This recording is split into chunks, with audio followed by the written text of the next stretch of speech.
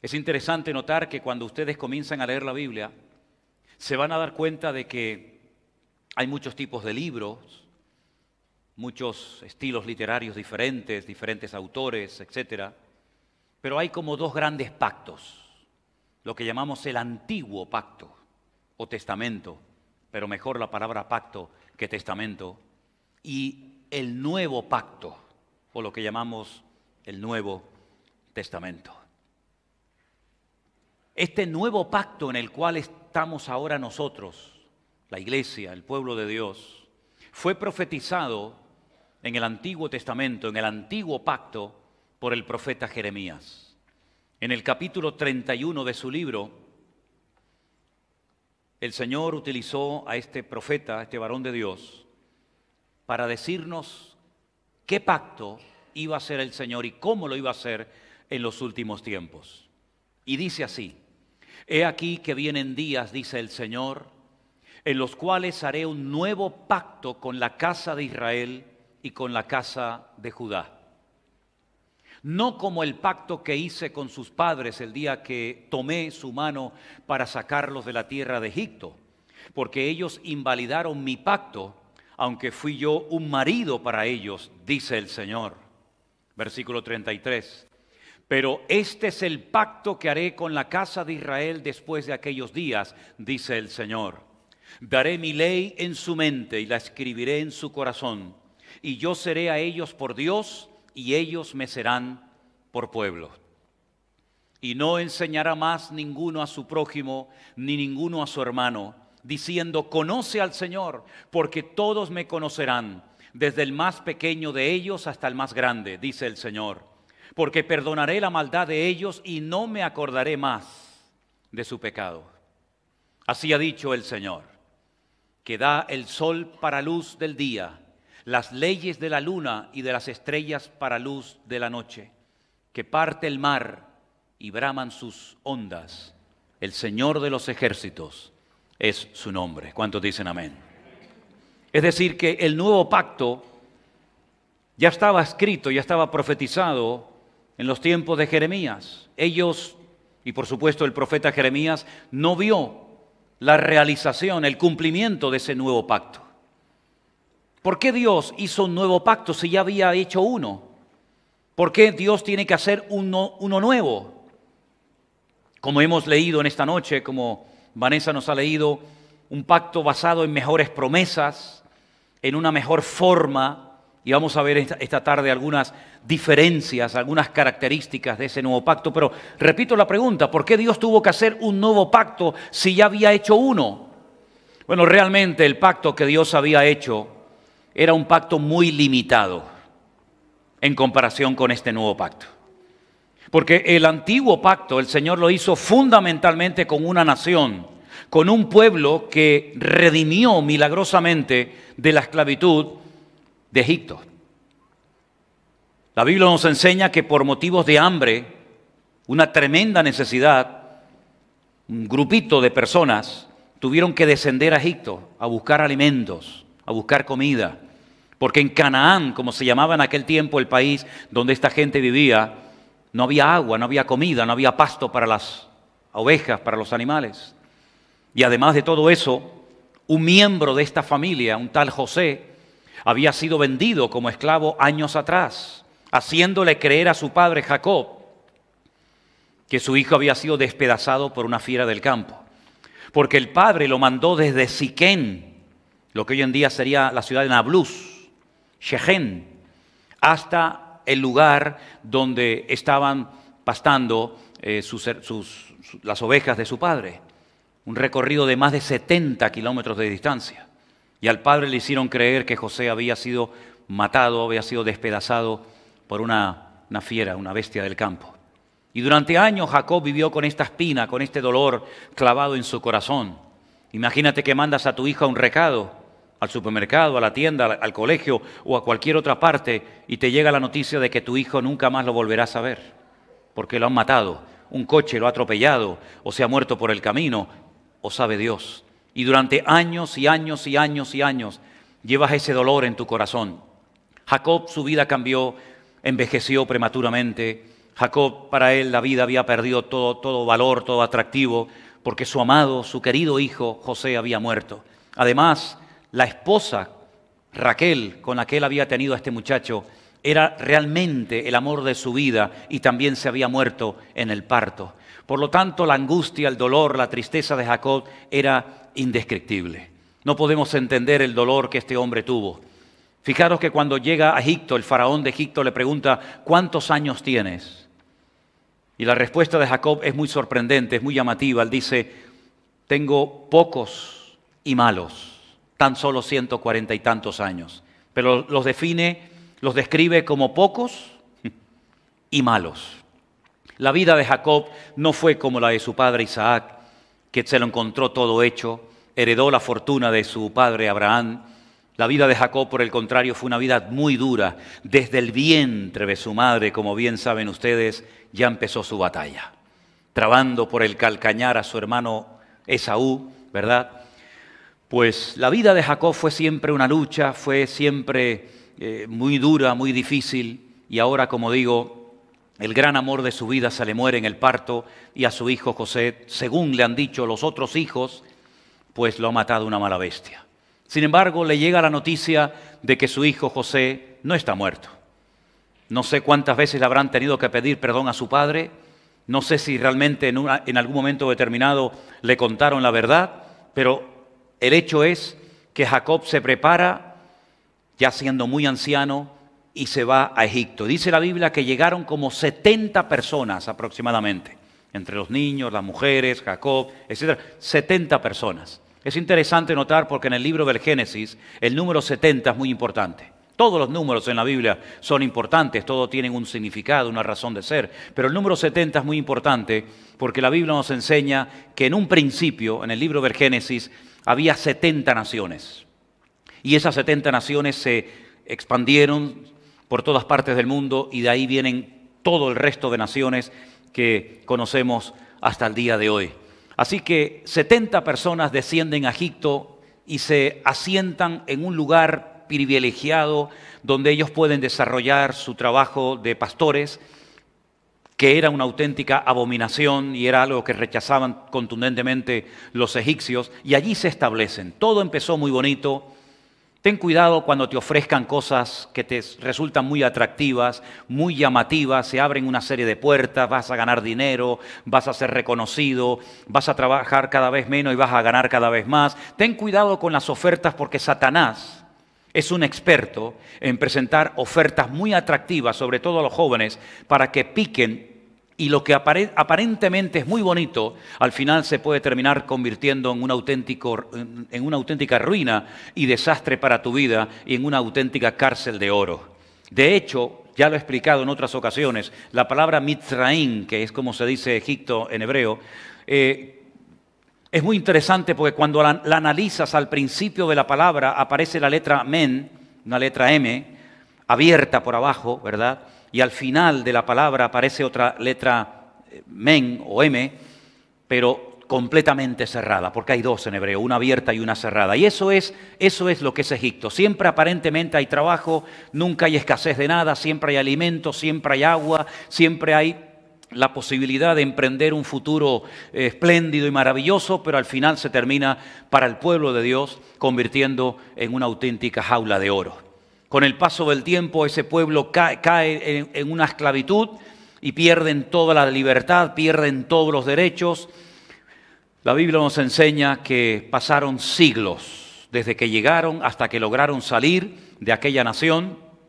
Y no fue fácil salir, pero el Señor levantó a un hombre, a un libertador llamado Moisés, y fue el instrumento que el Señor utilizó para por fin sacar al pueblo, a las 12 tribus de Israel de Egipto, conducirlos por toda la península del Sinaí y llevarlos directamente a la tierra de Canaán.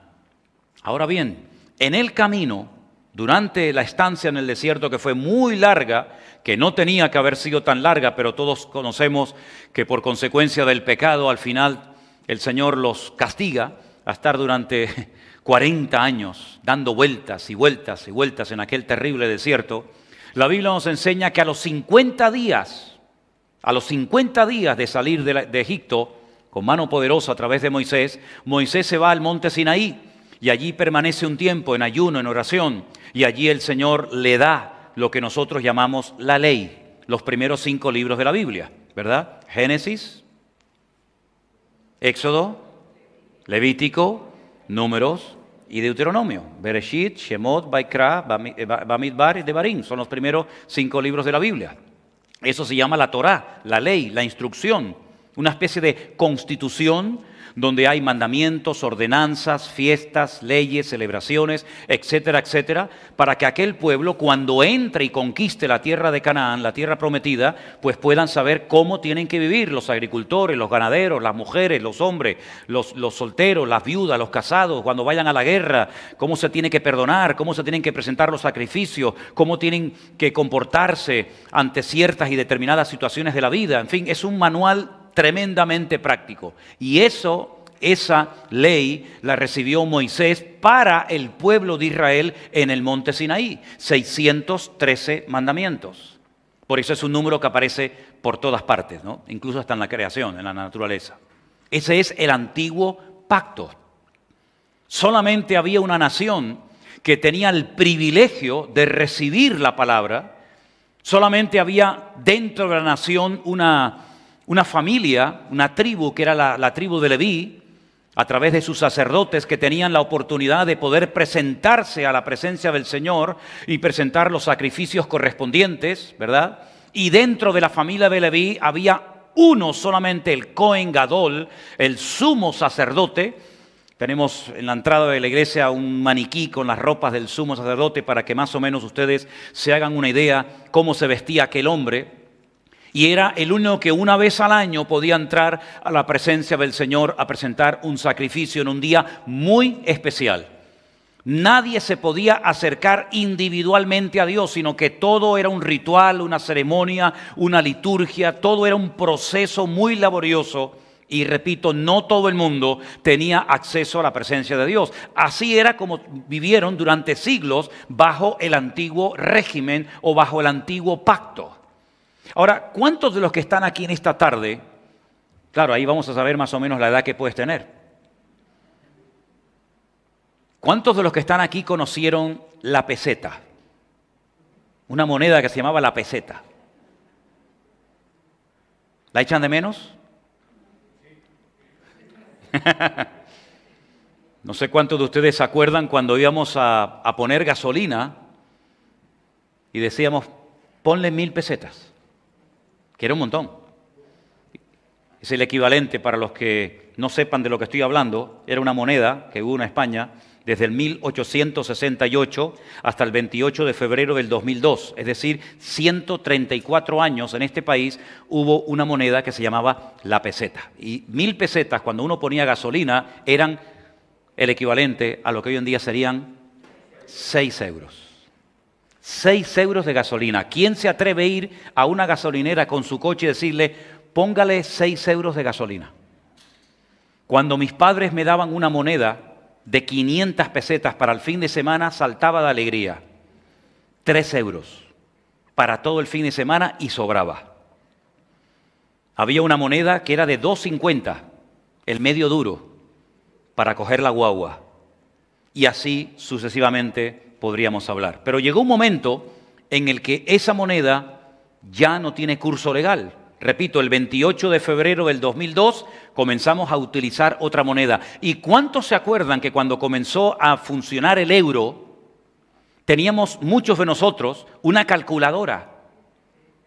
¿Se acuerdan? Y hacíamos el cálculo, ¿me estarán cobrando mucho o me estarán cobrando poco?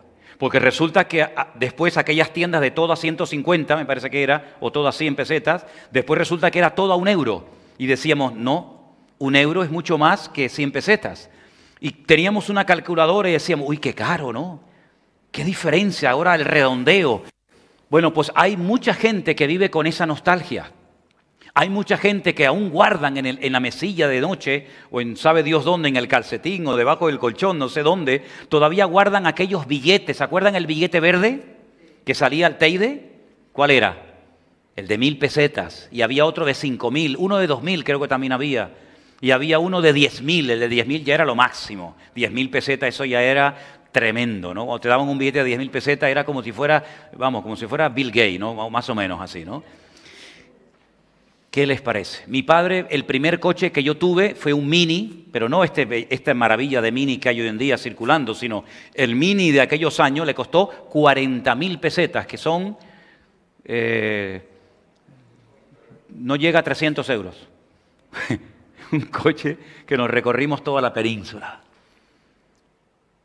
Ya no existe esa moneda. Algunos que no nacieron en aquella época, ni la usaron, ni la vieron nunca, dice, ¿de qué están hablando? ¿Verdad? ¿Se acuerdan ustedes cuando teníamos aquellos cassettes y se nos trababa? ¿Qué hacíamos?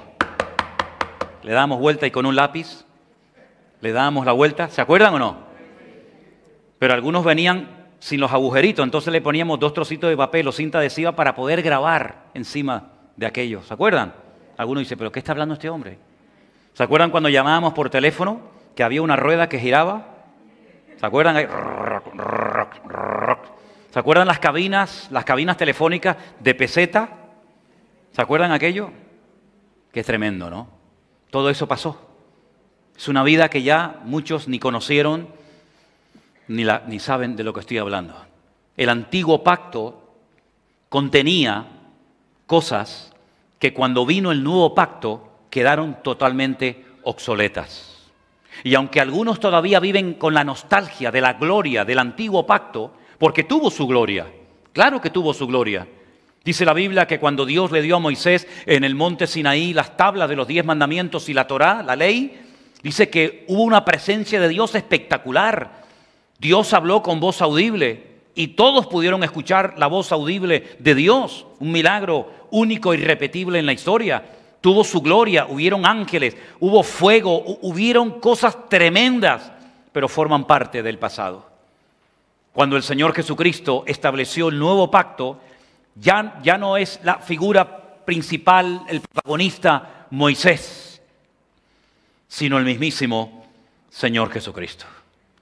Ya no hablamos de la ley escrita en tablas de piedra, sino de la ley escrita en corazones y en la mente de los hijos y de las hijas de Dios.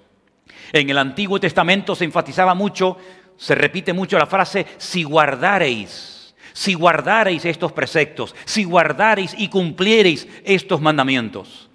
Pero sin embargo en el Nuevo Testamento no se habla tanto de hacer, sino más bien de creer.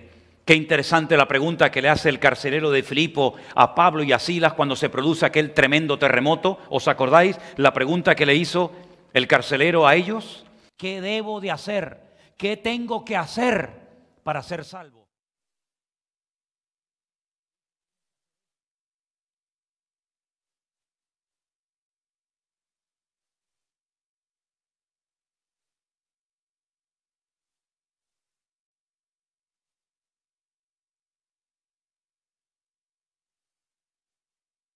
Tiene una relación nacional a través de un representante llamado el sumo sacerdote, que entra al lugar santísimo una vez al año, porque dicho sea de paso, ni existe lugar santísimo, ni existe templo, y los sacrificios hace 2000 años que dejaron de celebrarse.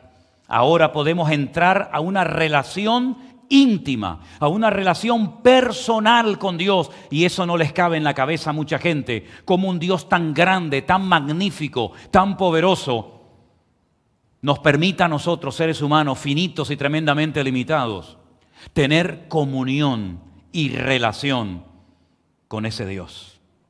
En el antiguo pacto había un lugar que se llamaba el tabernáculo, aquel templo portátil que se levantaba en pleno desierto. Ahí tienen el tabernáculo, esa carpa en el centro que interiormente estaba dividida en dos. Una primera parte que se conocía como el lugar santo, donde estaba la menorá, es decir, el candelabro de los 7 brazos.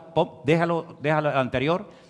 La menorá, había un altar de incienso, ¿verdad? Y había una mesa de panes que se cambiaban cada semana. Detrás de una cortina inmensa estaba el arca de la alianza. Eso era el lugar santo y a continuación el lugar santísimo. En la entrada había un altar del sacrificio por donde tenían que pasar todos los que querían entrar a la presencia del Señor, también el sumo sacerdote, también los sacerdotes, y a continuación una especie de fuente de lavacro donde se lavaban los pies y las manos después y antes de presentar cualquier sacrificio. Y alrededor del tabernáculo unas cortinas, una especie de muralla que impedía que la gente entrara sin pasar por la única puerta de acceso que había, que era muy ancha y muy baja, para que todo el mundo del pueblo de Israel supiera que tenían acceso en aquel momento al tabernáculo, pero tenían que entrar de una forma humillada. Si pasamos a la siguiente fotografía y le levantamos la carpa, ¿verdad? Le levantamos, perdón, el techo, que era muy grueso, de tal manera que impedía que entrara la luz natural, la luz del sol. Ahí pueden ver ustedes las dos divisiones internas. El tabernáculo en el centro, ese humo que ven ahí era la gloria de Dios posada permanentemente en ese lugar, y alrededor del tabernáculo las 12 tribus de Israel, en lo que llaman vulgarmente la gente, lo que se conoce con el famoso nombre de la estrella de David. Ahí pueden ver ustedes cómo en cada punta acampaban 2 tribus, total 12, y en el centro acampaba la gloria de Dios, el tabernáculo. Y toda la vida religiosa del pueblo de Israel durante los 40 años en el desierto giraba en torno a este templo portátil llamado el tabernáculo o la tienda del testimonio. Allí se encontraba la vara de Aarón que reverdeció. Allí se encontraba una copa con maná dando testimonio permanente de la provisión de Dios para con el pueblo. Allí se encontraban las tablas de los 10 mandamientos, las primeras que Moisés rompió y la segunda que también posteriormente recibió. Todo tiene una explicación, las medidas, los colores, los materiales, etcétera, etcétera. Pero solamente el pueblo podía entrar a lo que llamamos el atrio, la parte exterior. Los sacerdotes a la parte, digamos, intermedia, al lugar santo. Y solamente el sumo sacerdote una vez al año a lo más profundo, allí donde estaba el arca de la alianza, y se postraba y allí oraba por el pueblo y salía y entonces bendecía al pueblo pronunciando el nombre de Dios hasta el año siguiente. Y así fue durante siglos y siglos y siglos. Cuando entran en la tierra prometida, el mismo tabernáculo lo ponen primeramente en un lugar, luego en otro lugar, hasta que finalmente en los días del rey Salomón construye ya un templo de mayor envergadura, pero exactamente con el mismo mobiliario, pero lógicamente más grande y más lujoso, en lo alto de un monte que se hizo una explanada, el monte Moriah, y allí se construyó el primer templo de Jerusalén, que fue destruido por el rey Nabucodonosor. Se levanta un segundo templo que volvió a ser destruido en la época de los romanos por Tito y su padre por Vespasiano, y hasta el día de hoy no hay nada en pie, ni del tabernáculo ni del templo en Jerusalén.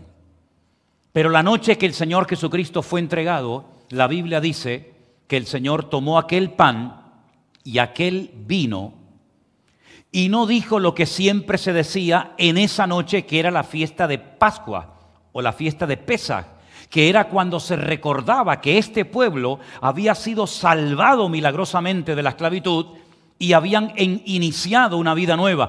Esa noche se decían una serie de cosas que hoy en día muchos las siguen diciendo exactamente igual que en la época de Moisés. Siguen comiendo exactamente lo mismo y siguen haciendo todo el ceder, todo el orden de la cena exactamente igual durante siglos y siglos y siglos. Pero esa noche el Señor Jesucristo cambió las cosas. Esa noche no dijo, tomando ese pan sin levadura, recordando que no hubo tiempo para que leudara la masa y tuvo que ser algo muy rápido, pues no tomó ese pan, esa matzá, como se llama, que no sabe prácticamente a nada, como una especie de galleta sosa, sin sal, sin nada. No dijo, este es el pan de aflicción que comieron nuestros antepasados en Egipto.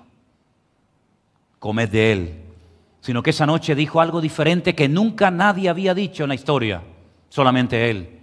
Tomad y comed, porque esto es mi cuerpo, que por vosotros es partido. Haced esto en memoria de mí.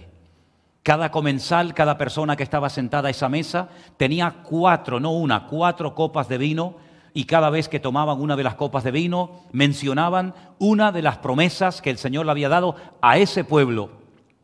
Sin embargo, el Señor Jesucristo esa noche no citó ningún texto del Antiguo Testamento, del Antiguo Pacto, sino que tomando la copa dijo: esta copa es el nuevo pacto en mi sangre. Ya no hay sangre de corderos, de ovejas, de bueyes, de animales. Ya no hay víctimas inocentes, sino que ahora este vino va a simbolizar, va a representar por toda la eternidad mi sangre. Sangre que va a ser derramada por toda la humanidad. Porque el antiguo pacto era para un pueblo, era para una nación en particular. Los demás quedaban ajenos a los pactos de la promesa, como dice el apóstol Pablo a la carta de los Efesios, que los demás estaban ajenos a los pactos, a las bendiciones, a los privilegios, también al cumplimiento de las leyes, estaban totalmente al margen. Pero ahora, en el nuevo pacto, el Señor abre la puerta, abre el abanico, para que toda persona, da igual de dónde sea, da igual si forma parte de ese pueblo o de cualquier otro pueblo, de cualquier otra raza o etnia, pueda, si quiere, recibir el perdón de sus pecados. Porque el sacrificio de Cristo fue universal, no fue para una nación, para un pueblo en particular y los demás a mirar o ajenos, sino que ahora cualquier persona, en cualquier momento, en cualquier parte del mundo, puede invocar el nombre de Jesús y ser salvo, porque es una de las características del nuevo pacto. Ya no tenemos que ir a un tabernáculo, ya no tenemos que ir al templo, a un sitio en particular, a visitar a Dios, sino que ahora nosotros somos el templo, el tabernáculo, la casa donde Dios mora 24 horas al día. ¿Cuántos dicen amén? Esto no pasaba en el antiguo pacto. Ya no hay sacerdotes que tienen que mediar, que tienen que interceder, que tienen que acercarse a la presencia del Señor y después nos comunican lo que Dios ha dicho o lo que Dios pide. No. Recuerden, por ejemplo, el otro día cuando hablábamos del padre de Juan el Bautista, de Zacarías. Recuerden que el pueblo estaba fuera, esperando. No sabían lo que estaba sucediendo. Y él entró a la presencia de Dios y allí tuvo aquella revelación que su hijo iba a nacer, que su mujer iba a quedar embarazada con el ángel Gabriel, etcétera, etcétera. Y todos los demás fuera. Hoy en día no es así. No dependemos de un clero. No dependen ustedes de pastores que son los únicos privilegiados, escogidos, seleccionados para poder acercarse a la presencia del Señor. Sino que hay una promesa que yo creo que ya se saben todos ustedes de memoria. Dice, y ahora, aquellos que antes no eran pueblo, ahora son pueblo escogido por Dios, nación santa. ¿Para qué? Para que anunciemos las virtudes de aquel que nos llamó de las tinieblas a su luz admirable. Ahora todos somos, digamos, tenemos la capacidad, el privilegio de acercarnos a Dios cuantas veces queramos. De noche, de día, de pie, de rodillas, en un avión, en un barco, en un submarino, en una cárcel, en una cueva, en una iglesia, donde quieras, cuando quieras y como quieras, puedes hablar con el Creador del universo, que aparte de Creador es tu Padre, es tu amigo, es tu Dios, es tu Señor y Salvador, y cuando quieras puedes hablar con Él y Él te oye y te responde. ¿Cuántos dicen amén? Son privilegios que tenemos ahora por formar parte del nuevo pacto.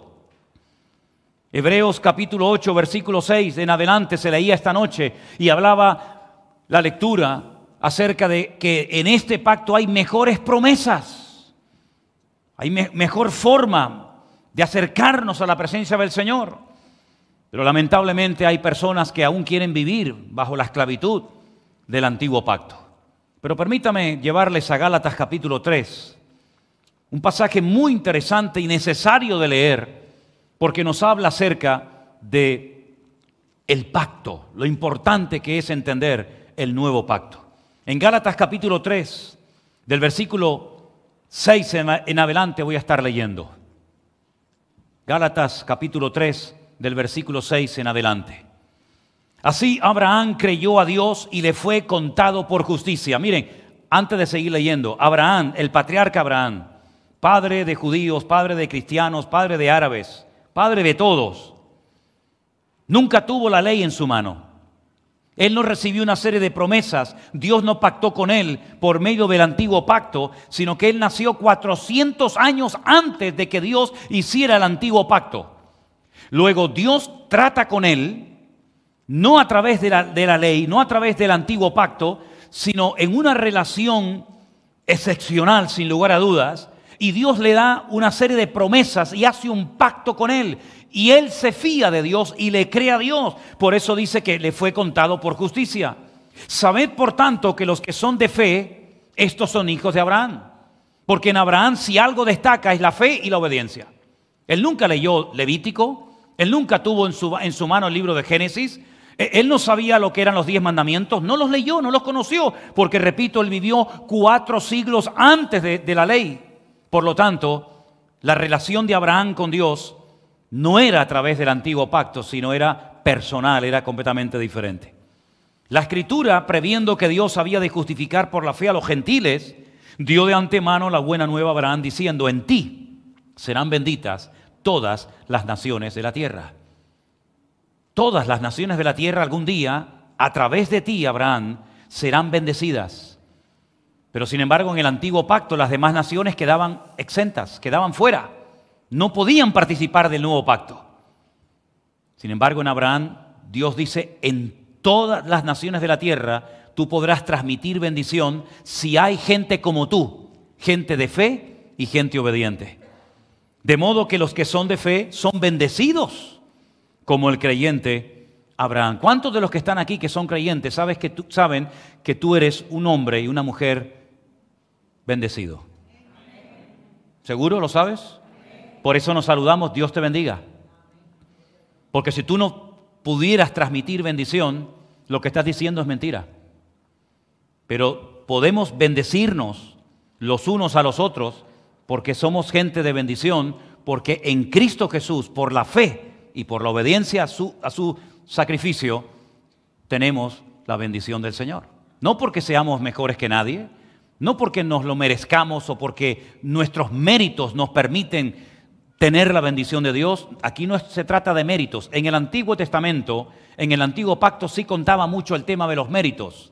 De hecho, cuando ustedes ven a gente que estaba dominada y controlada por el Antiguo Pacto, cuando van a orar dicen: yo no soy como este, yo ayuno, yo doy diezmos, yo, y ellos presentaban y siguen presentando su currículum delante de Dios porque consideran que lo que hacen es la puerta abierta para que Dios sí o sí les tenga que bendecir. Como aquel joven rico que dice: desde mi juventud he guardado todo esto, pero él sabía que todavía algo le faltaba, y lo que le faltaba era la fe de Abraham, vivir por fe y no sujeto a letras, sino sujeto a una relación de fe delante del Señor. Ahora fíjense lo que dice el verso 10.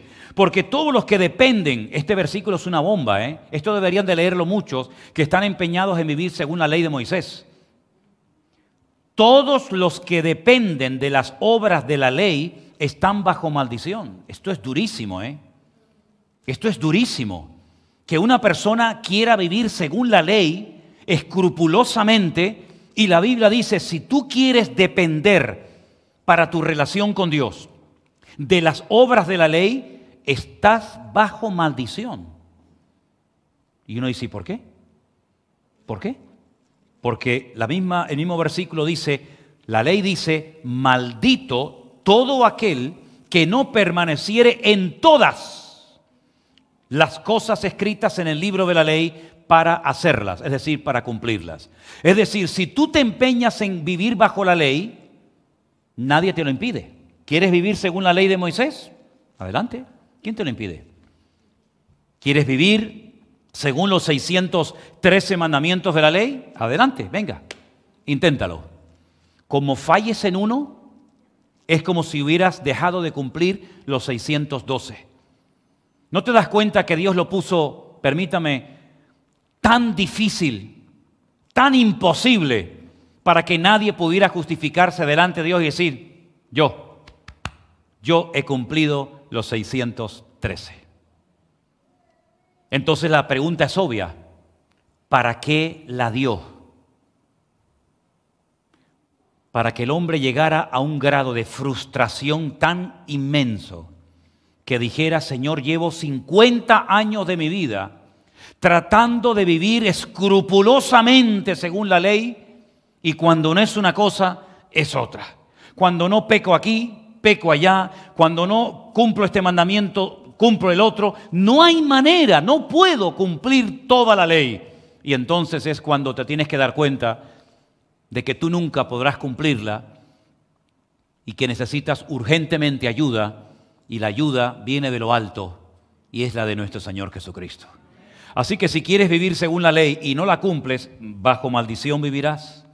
Y dice, y que por la ley ninguno se justifica delante de Dios o con Dios, es evidente, porque el justo por la fe vivirá. Y esto no está en el Nuevo Testamento. Este es un versículo del libro de Habacuc, que está en lo que llamamos Antiguo Testamento. Y ya se les decía al pueblo de Israel, ¿queréis ser justos? ¿Queréis recibir perdón de pecados? ¿Queréis tener acceso a Dios? ¿Queréis tener a Dios de vuestra parte? Muy bien, vivir por fe, que fue la vida que llevó Abraham durante toda su vida, que nunca leyó la Biblia, nunca dio, nunca hizo ningún sacrificio para obtener el perdón de sus pecados. Sin embargo, fue declarado justo por la fe, porque el justo por la fe vivirá. La ley no es de fe, verso 12, sino que dice, el que hiciere estas cosas vivirá por ellas. Cristo nos redimió de la maldición de la ley, hecho por nosotros maldición, porque escrito está, maldito todo aquel que es colgado en un madero. Ese versículo sí está en la ley. Toda persona que muriera clavado en una cruz, que muriera clavado en un madero, se le llamaba maldito. Y así fue como Cristo murió, como un maldito. Pero al mismo tiempo Él cargó, como ocupó nuestro lugar, al mismo tiempo Él cargó todas las maldiciones que venían por no cumplir los mandamientos de la Torá, los mandamientos de la ley. Por eso dice la Biblia que Cristo era la maldición personificada delante del Padre, y por eso el Padre tuvo que desviar la vista, y fue cuando Cristo, con un grito desgarrador desde lo más profundo de su ser, dijo, Dios mío, ¿por qué me has desamparado?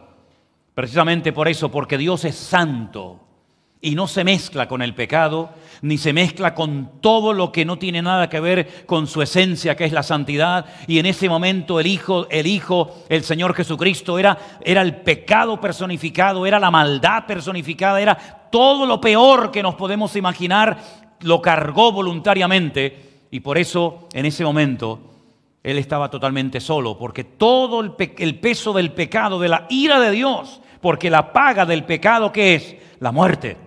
Por eso tuvo que morir, porque cargó voluntariamente tu pecado, y el tuyo, y el tuyo, y el mío, y el de todos y cada uno de nosotros. No tenía que haberlo hecho,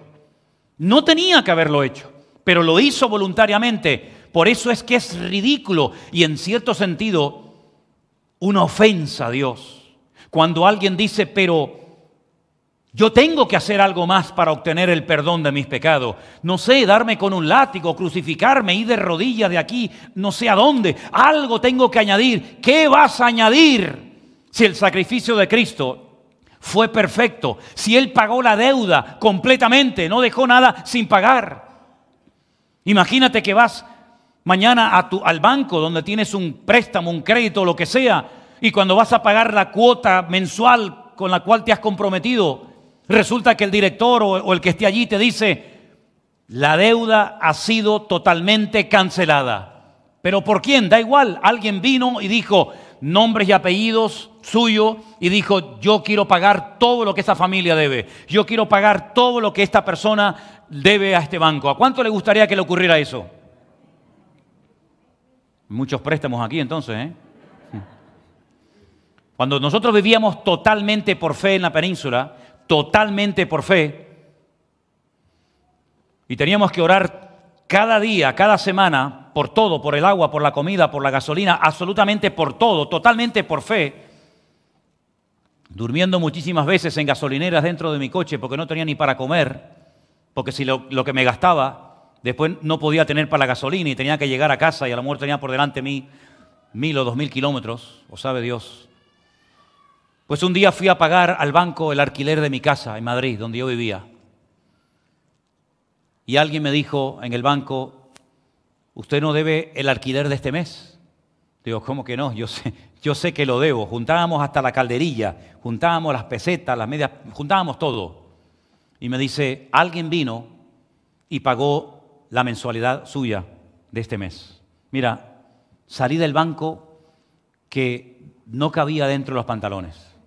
Una alegría impresionante que alguien, nunca supe quién fue, me lo imaginé, pero nunca supe realmente quién pagó ese mes en el banco la casa donde nosotros vivíamos. Imagínate lo absurdo que sería volver al día siguiente para decir, vengo a pagar este mes. Y me dice, le dije ayer que no debe nada, que ya alguien pagó su deuda. No, pero yo igualmente quiero pagarla. ¿A quién se le ocurriría pagar una deuda que ya alguien pagó por ti? A nadie. A nadie con dos dedos de frente, a nadie en su sano juicio se le ocurriría insistir en pagar una deuda que ha sido cancelada. Pues espiritualmente hablando, si tú has creído en Jesucristo, si tú le has pedido perdón por tus pecados, si lo has recibido en tu corazón como tu Señor, tu Salvador personal y has creído que Él murió por ti, tú no le debes nada a Dios. Eso de que dice, no, la salvación es gratis. Claro, es gratis porque alguien la pagó. ¿Y quién fue el que la pagó? Nuestro Señor Jesucristo. Ahora, ¿tú te quieres ir a crucificar ahora el año que viene, cuando sea la Semana Santa? ¿Te quieres crucificar? Bueno, pues vete. ¿Te quieres ir de rodillas de aquí a la basílica de no sé quién para demostrarle a Dios no sé qué? Vete si quieres. ¿Quién te lo impide? ¿Quieres encender 2000 velas? ¿Y quieres hacer 200 Padre Nuestros y rozar? ¿Pero quién te impide hacer eso, mi hijo? ¿Usted quiere hacerlo? ¿Usted quiere vivir pagando la deuda que ya ha sido cancelada? Hágalo. Pero le producirás un dolor tremendo en el corazón de Dios ver que no te fías de Él, ver que no terminas de creer lo que Él hizo por ti, que lo hizo por amor una vez y para siempre. ¿Cuántos dicen amén? Eso es lo que dice la Biblia. Sigo leyendo. Estoy en Gálatas capítulo 3. Versículo 14, para que en Cristo Jesús la bendición de Abraham alcanzase a los gentiles, a fin de que por la fe recibiésemos la promesa del Espíritu. Hermanos, hablo en términos humanos. Ahora comienza Pablo, dice, a hablar en términos humanos. Un pacto, aunque sea de hombre, una vez ratificado, nadie lo invalida ni le añade. Ahora bien, a Abraham fueron hechas las promesas y a su simiente también, ¿verdad? No dice y a las simientes como si hablase de muchos, sino como de uno. Y a tu simiente, la cual es Cristo Jesús. Aleluya. Esto pues digo, el pacto previamente ratificado por Dios para con Cristo, la ley que vino 430 años después, no lo abroga para invalidar la promesa. Porque si la herencia es por la ley, ya no es por la promesa. Pero Dios la concedió a Abraham mediante la promesa. ¿Me explico? Dios le dio una promesa a Abraham y le dijo, te bendeciré y todas las naciones de la tierra serán benditas en tu nombre. ¿Lo crees o no? Y Abraham dijo, lo creo. Creo que mi descendencia, creo que alguien de mi descendencia podrá bendecir a todas las naciones de la tierra. Evidentemente Abraham nunca supo de quién se trataba. Aunque el Señor Jesucristo un día dijo a los judíos, yo soy antes de Abraham. Y le dijeron, ¿cómo? ¿Que tú eres antes del patriarca Abraham? Es imposible. No tienes ni 40 años. Y Jesús les dijo, para ponerlos aún más rabiosos, más inquietos, pues Abraham vio mis días y se gozó. Yo creo por pasajes del Antiguo Pacto, del Antiguo Testamento, yo creo que el Señor Jesucristo, y hay pasajes que no voy a ahora mencionar, donde el mismísimo Señor Jesucristo se presentó al patriarca Abraham de varias formas y en varios momentos y lugares, y Abraham lo vio, y dice la Biblia que Abraham desde ese día comenzó una búsqueda desesperada buscando la ciudad cuyo arquitecto y fundador es Dios.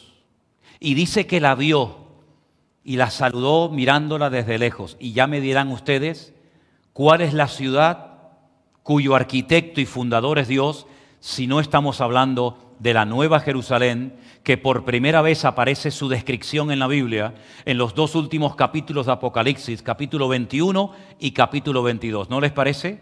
¿No creen ustedes que Abraham y Cristo se conocieron y hablaron de lo que ocurriría en el futuro? No les quepa a ustedes la menor duda.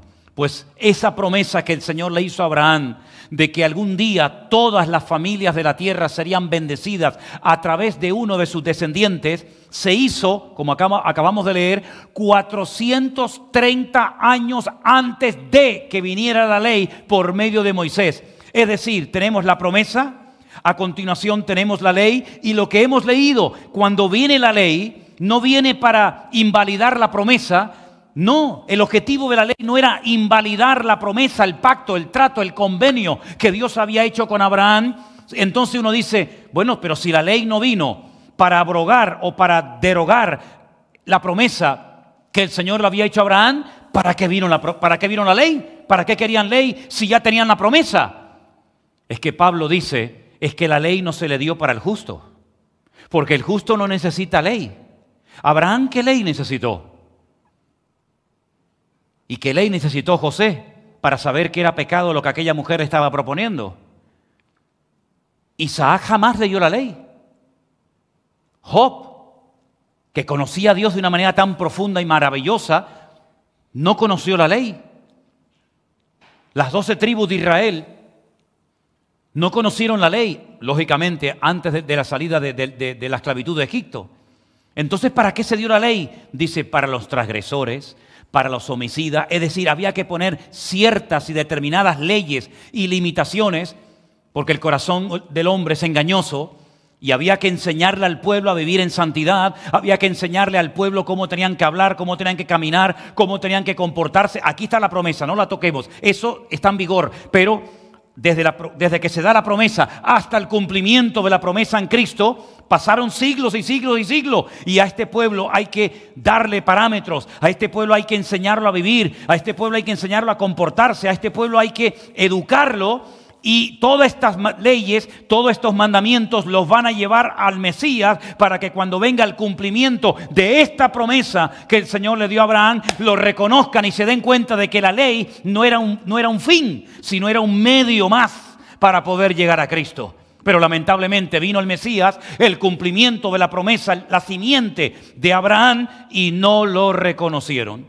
Y han pasado 2000 años y vemos todavía a muchos en ese pueblo que siguen en el punto intermedio, esperando que nazca el Mesías, orando para que pronto se construya el templo de Jerusalén, preparándose los levitas con sus ropas, con sus instrumentos musicales, con toda la parafernalia. ¿Por qué? Porque viven de una gloria perdida, de una gloria del pasado que quieren volver a recuperar. Y la Biblia dice que la gloria postrera será mayor que la primera. Tuvo gloria, tuvo el respaldo de Dios la ley, totalmente, pero fue algo transitorio, fue algo temporal. Querer vivir los creyentes, los que han conocido el Evangelio, los que han experimentado la libertad gloriosa de los hijos de Dios, querer dar un marcha atrás, querer volver al antiguo pacto, es ridículo, es absurdo. Es decirle a Dios, muy bien tu muerte, muy bonita, precioso, muy buena tu resurrección, espectacular. Muy bien eso del pan y del vino, eso de que ascendiste y estás a la diestra de Dios el Padre, maravilloso. Eso de que vas a volver otra vez en gloria y todo ojo te verá y toda rodilla se doblará y toda lengua confesará que eres el Señor. Todo eso está maravilloso, pero yo me quedo con la peseta, que no funciona, que no sirve. Vete mañana a pagar la gasolina con pesetas. Pero si es que está la cara de Franco y encima, que no funciona. Pero si yo la usé, y mi padre, y mi abuelo, mira, desde 1868 hasta el 28 de febrero del 2002. Estamos en el 2020. Ya ha caducado esa moneda. Ahora estamos en otra. Nos guste o no, sea más cara o más barata la vida, la realidad es que ya vivir en el pasado no se puede. Las cosas viejas pasaron. He aquí todo es hecho nuevo.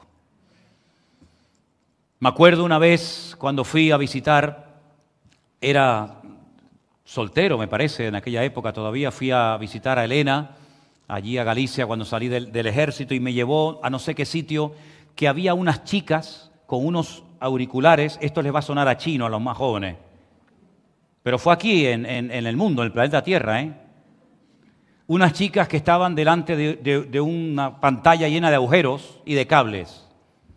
Y entonces decía, ¿con quién quiere hablar?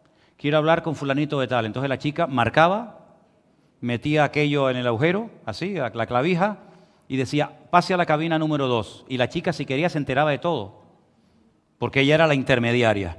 Qué cosas tan raras, ¿verdad? ¿Se acuerdan ustedes de lo que llamábamos el busca? Era un aparatito que hacía pip, pip, pip, pip. Llámame urgente. Entonces tenías que llamar a un teléfono y decirle, dígale a fulanito de tal que mañana a las 4:30 paso a recogerlo. Y la chica mandaba ese mensaje. Qué cosas tan raras estoy diciendo, ¿no? Algunos dirán, ¿pero en qué siglo nació Manolo? Así era, mi hermano. Vivir bajo el antiguo pacto es volver a la esclavitud. Y el Señor Jesucristo, ¿a qué vino? A dar libertad a los cautivos, vista a los ciegos, y a que tengamos una íntima comunión con Dios. ¿Saben lo que pasa cuando una persona rechaza el verdadero y nuevo pacto? ¿Saben lo que puede ocurrir cuando rechazas la bendición de vivir bajo el nuevo pacto con sus correspondientes características, que te he compartido algunas de ellas en esta tarde?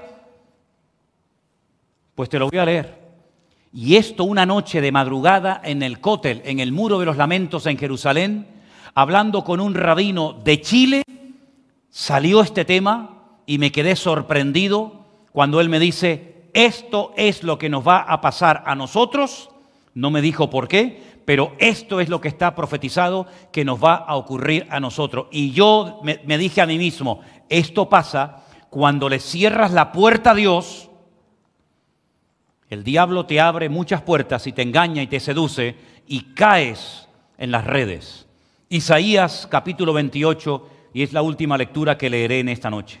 Isaías capítulo 28, a partir del versículo 14 en adelante.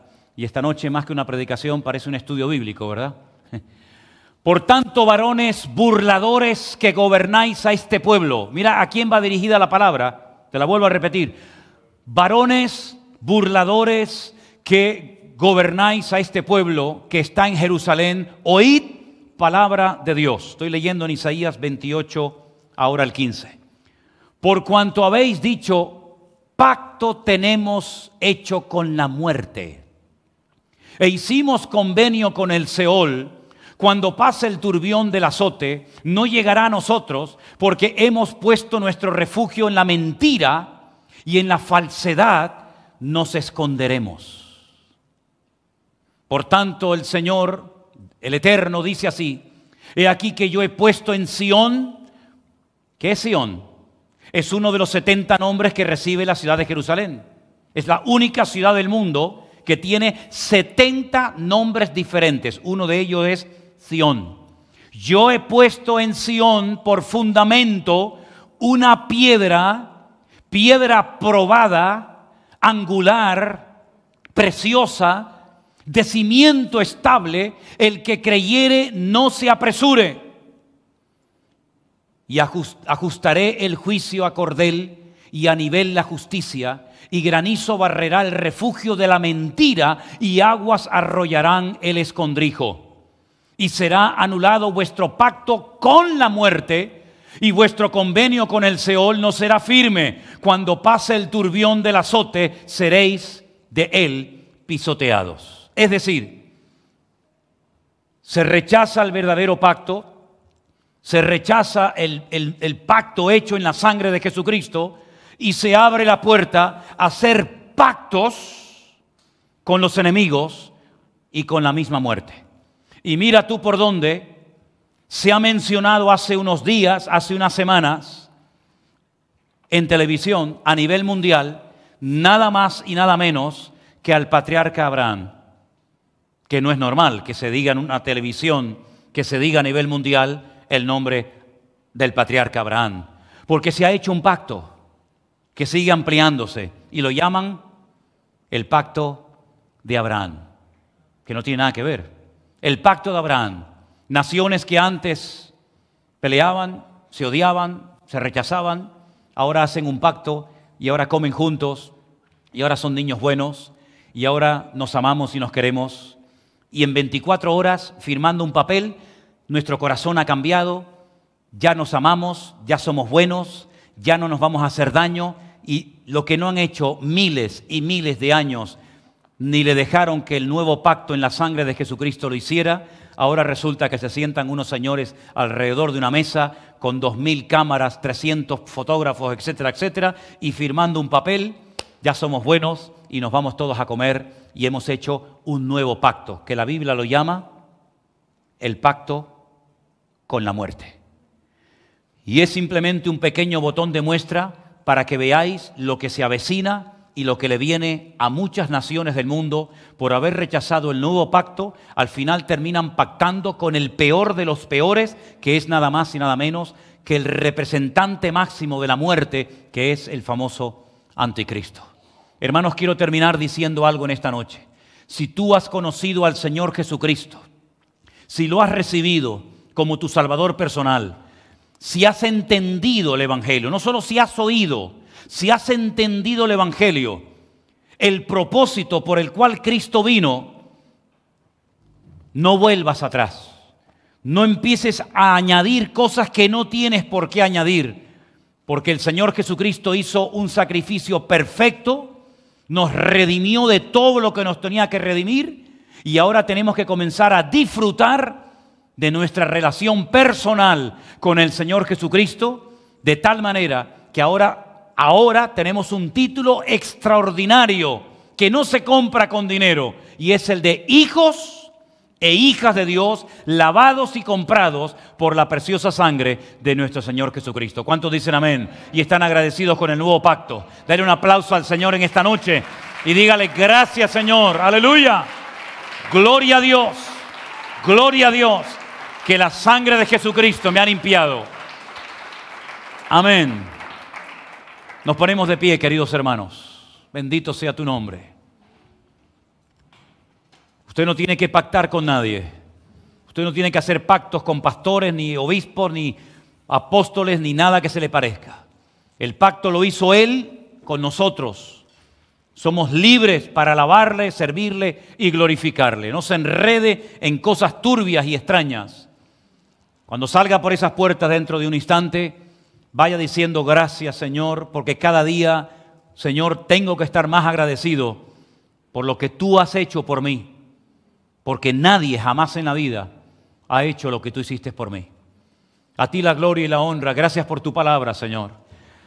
Gracias porque hoy hemos podido recordar con este pan y con este vino el nuevo pacto que tú hiciste por nosotros.